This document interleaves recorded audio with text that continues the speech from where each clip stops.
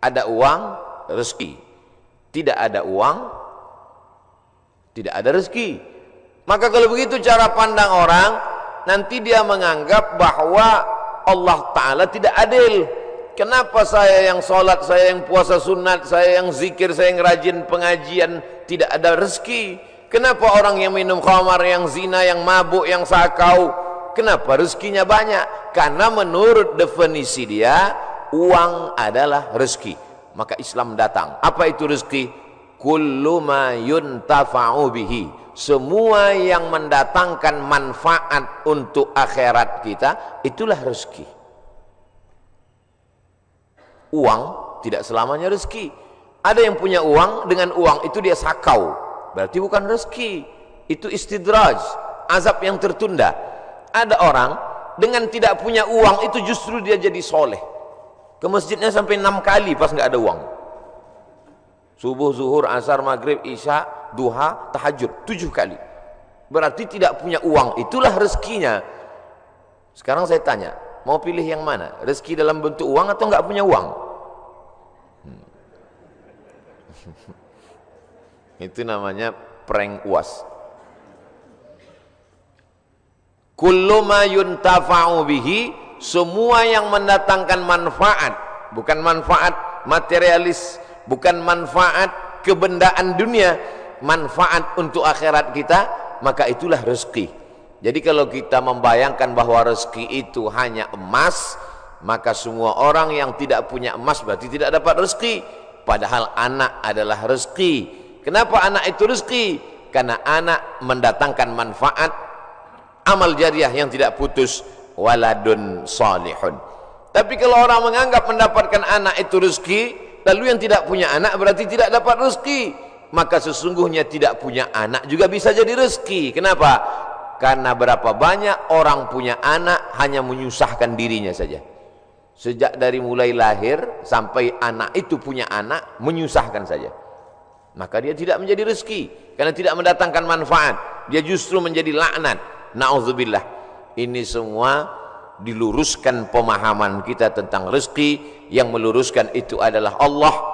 Dikirimnya Nabi yang dia pilih, Nabi Muhammad SAW, supaya kita faham, jangan sampai salah.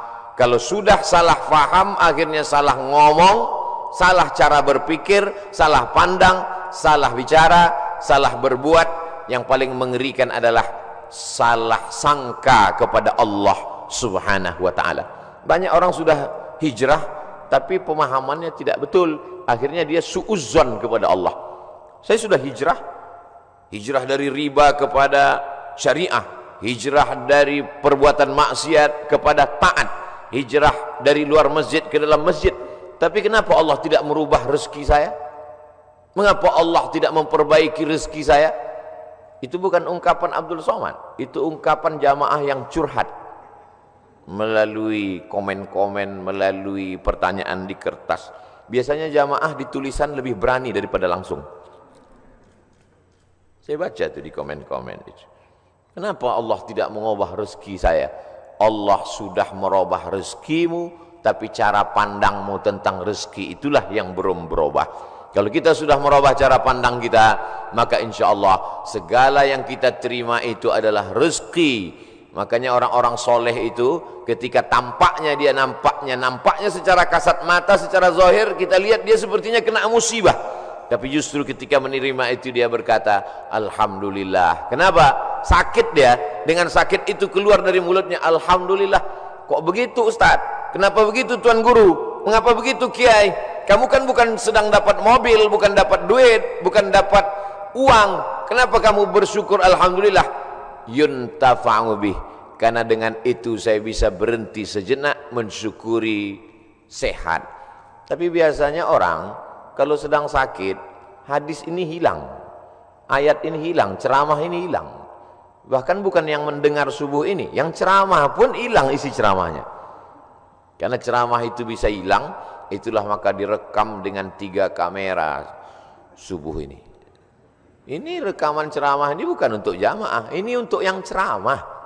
Supaya kalau nanti datang sesuatu yang tidak menyenangkan bagimu, hai Abdul Somad, Kau supaya ingat bahwa itu pun sebenarnya rezeki. Kenapa? Yuntafa'u bih. Jadi keywordnya, kata kuncinya adalah bermanfaat dia atau tidak. Bukan pada bendanya, bukan pada materinya, tapi pada non materinya, immaterinya, bermanfaat atau tidak. Air minum yang ada di depan saya ini tidak selamanya menjadi rezeki kalau dia tidak bermanfaat. Tapi bagaimana kita tahu dia bermanfaat atau tidak kalau tidak kita minum? Ah, itu kan alasan Ustadz karena mau minum aja.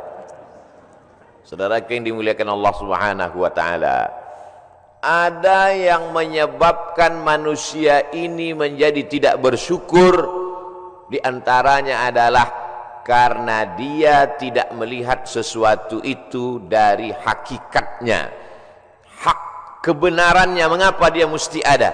Kalau dia lihat itu pada hakikatnya, maka dia akan bersyukur kepada Allah Subhanahu wa taala. Musuh-musuh itu, haters, buzzer, itu pun juga adalah rezeki. Itu cara mengobati hati yang terlalu sakit kalau dibully orang. Kenapa? Karena dengan adanya dia, manusia menjadi sadar. Orang-orang yang terhormat dimuliakan. Saya begitu turun tadi disambut, dimuliakan, diiringi sampai kemari diberikan. Di mana-mana saya sholat sajadahnya satu. Di Masjid Sunda Kelapa berapa tadi sajadah? Uas. Dihormati, dimuliakan. Itu kalau sering-sering begitu bisa jadi takjub, bisa jadi ujub. Tapi begitu kita diejek, dicaci maki, dibully oleh haters, oleh buzzer, yuntafa'u bihi, bermanfaat. Ini namanya rezeki dalam bentuk haters.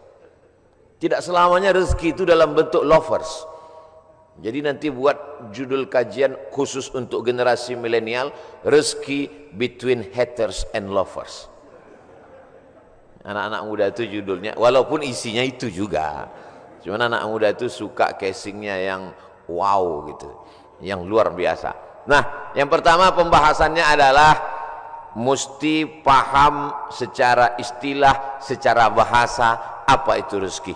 Saya tidak terlalu formal, lughatan wastilahan, etimologi, terminologi dan lain sebagainya, karena kajian subuh itu memang adalah kajian-kajian yang luar biasa karena godaan setan. Tapi kalau ada jamaah yang tertidur, kita tidak juga bisa salahkan karena dia sedang dapat rezeki.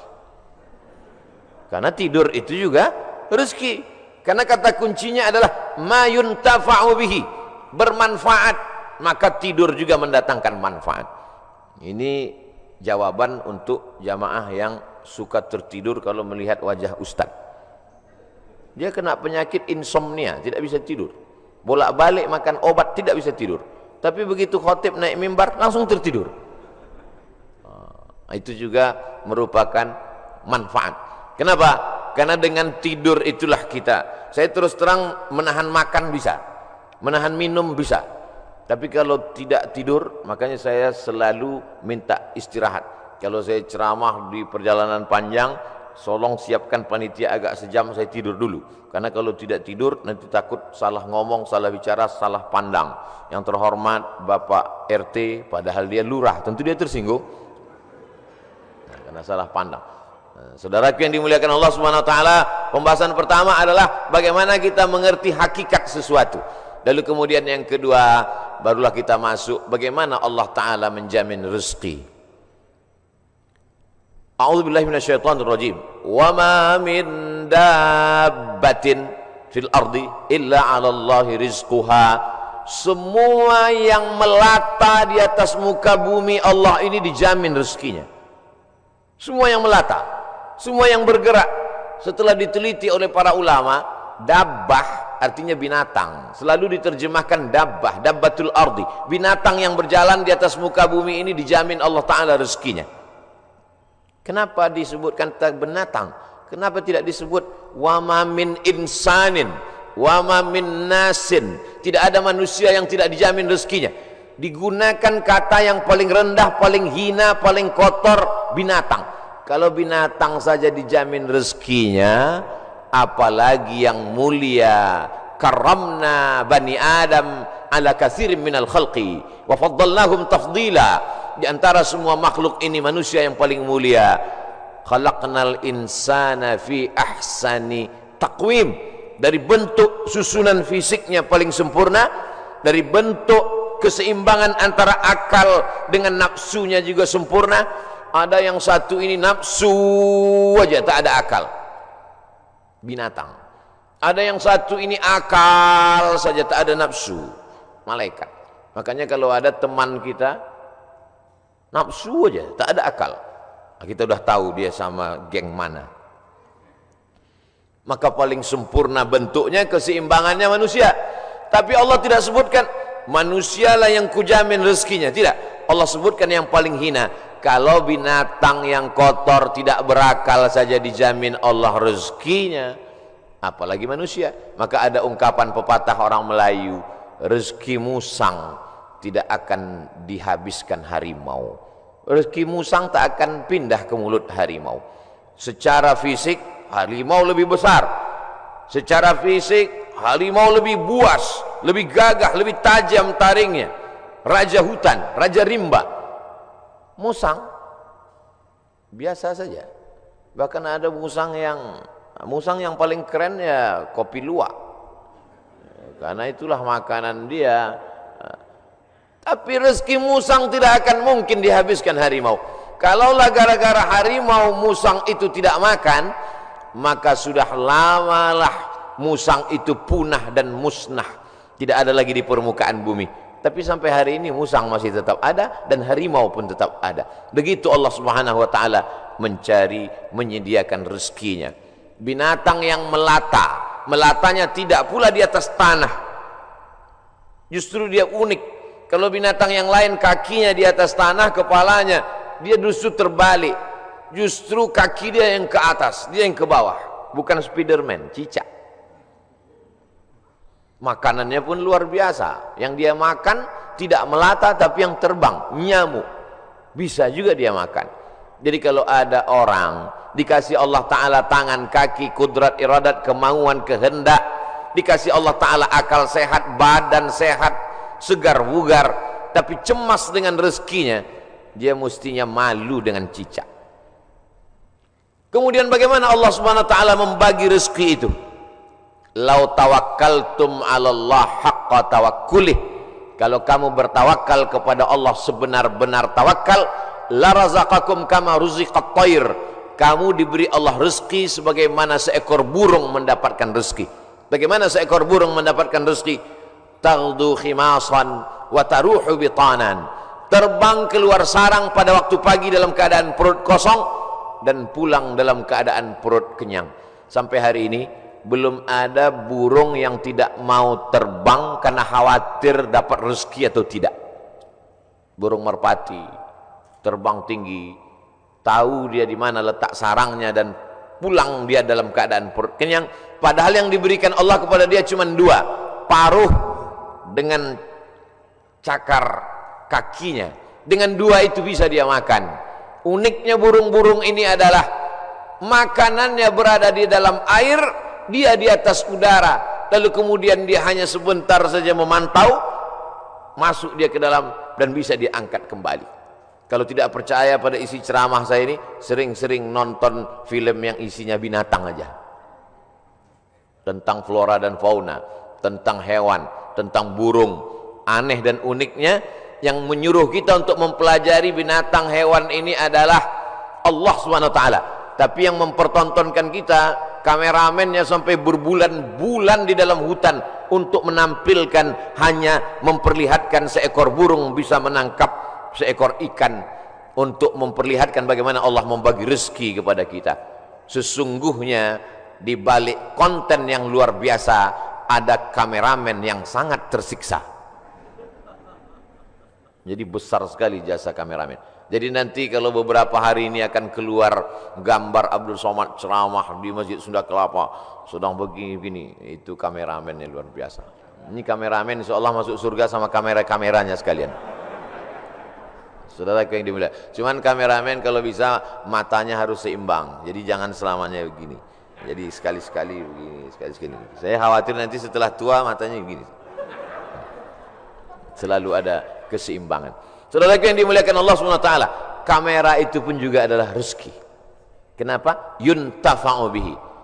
Kapan kamera menjadi rezeki? Ketika dia bermanfaat. Kalau kamera hanya untuk mengambil gambar orang yang membuka aurat, maka itu bukan kamera rezeki, itu namanya kamera Sony. Itu namanya kamera laknat. Itu namanya kamera yang mendatangkan, bukan pada mereknya, bukan pada kameramennya, tapi apakah dia mendatangkan manfaat atau tidak. Begitu Allah SWT memberikan rezeki. Suatu ketika ada salah seorang dari wali-wali Allah, setelah mendengar ceramah Ustadz, bagaimana perjalanan Ustadz berdakwah, bagaimana perjuangan Ustadz, saya menganggap Ustadz salah seorang dari wali-wali Allah, kata jamaah. Mendengar itu saya, ente kok tahu? Saya ini wali murid. Kaedah kewalian, la ya'riful wali illal wali. Yang tahu bahwa itu wali adalah wali juga. Jadi kalau ada orang mengatakan, menurut saya Kiai Anu itu wali, berarti dia wali. Lalu siapa yang tahu bahwa dia wali? Kamu mengatakan Kiai itu wali? Iya. Terus yang ngangkat kamu jadi wali siapa? Saya sendiri, kata dia. Ini namanya buceri, bule ngecat rambut sendiri. Karena dia klaim saja ada seorang wali Allah. Seorang wali Allah ini berjalan, dalam perjalanan panjangnya dia melihat ada seorang wali Allah juga yang duduk di gurun pasir hanya berzikir. Lalu wali yang berjalan bertanya kepada wali yang duduk, kamu kenapa duduk dari tadi tidak cari rezeki? Kata wali yang duduk, apa kau tidak tahu firman Allah, wa ma min dabbatin fil ardi illa 'ala Allahi rizquha. Semua makhluk yang melata di atas muka bumi Allah, rezekinya sudah dijamin Allah. Percaya kau pada ayat ini? Percaya, aku wali Allah. Kalau percaya kepada ayat bahwa rezeki dijamin Allah, untuk apa lagi kita cari rezeki? Kalau kau tidak percaya bahwa rezeki dijamin Allah, lihatlah di atas pohon kurma itu ada seekor burung. Sejak telurnya menetas, sayapnya patah. Sayapnya patah, dia tidak bisa terbang, tapi dia tetap menjadi burung yang besar di atas pohon kurma. Kenapa? Kita lihat nanti. Tak lama terlihat datang burung lain membawakan makanan. Datang burung membawakan cacing, datang burung membawakan ikan. Naik ke atas pohon kurma yang di atasnya ada seekor burung yang patah sayap. Begitulah kalau Allah berkehendak, rezekinya dijamin Allah, dia tidak perlu terbang. Datang burung lain membawakan. Burung yang datang ini bukan ojek online. Burung lain datang membawakan tanpa perintah manusia. Allah memerintahkan hatinya. Oh, begitu. Ya. Lalu apa kata wali Allah yang berdiri kepada wali Allah yang duduk? Kenapa kau tidak amalkan sunnah al-yadul ulya khairum minal yadis sufla? Kenapa engkau tidak memilih menjadi burung yang mendatangkan cacing dan ikan? Kenapa justru memilih menjadi burung yang duduk menunggu makanan datang? Mendengar itu wali Allah yang duduk itu tegak berdiri dan dia mengatakan, kalau begitu aku lebih memilih ingin menjadi burung yang membawakan makanan, karena mengikut sunnah Rasulullah SAW. Al-yadul ulya khairum minal yadis sufla. Tangan di atas yang memberi lebih mulia daripada yang menerima. Artinya apa? Dengan rezeki, mencari rezeki, punya rezeki bermanfaat, maka orang itu lebih tinggi derajatnya daripada beriman, yakin, tapi hanya menanti, menunggu. Makanya dalam Islam diajarkan al-mu'minul qawiyyu, seorang mukmin yang kuat. Kuat fisiknya, kuat otaknya, kuat ilmunya, kuat finansialnya, kuat duitnya. Khairun, dia lebih baik di hadapan Allah. Wa ahabbu ilallah, lebih dicintai Allah. Minal mu'minid dha'if, daripada mukmin yang lemah. Wali Allah kalau menerima hadis mudah dia menerima. Ini contohnya. Wali Allah begitu menerima hadis langsung dia terima. Dia langsung tegak berdiri. Jadi kalau ada hari ini orang yang diyakini sebagai wali Allah tapi bertentangan dengan sunnah-sunnah Rasulullah, maka sesungguhnya bukan wali Allah. Jadi wali apa? Wali setan. Suatu ketika ada seorang wali Allah membawa murid-muridnya untuk menemui seseorang yang dikatakan wali Allah. Diceritakan dalam kitab Ar-Risalah Al-Qushairiyah, Imam Abul Qasim Al-Qushairi.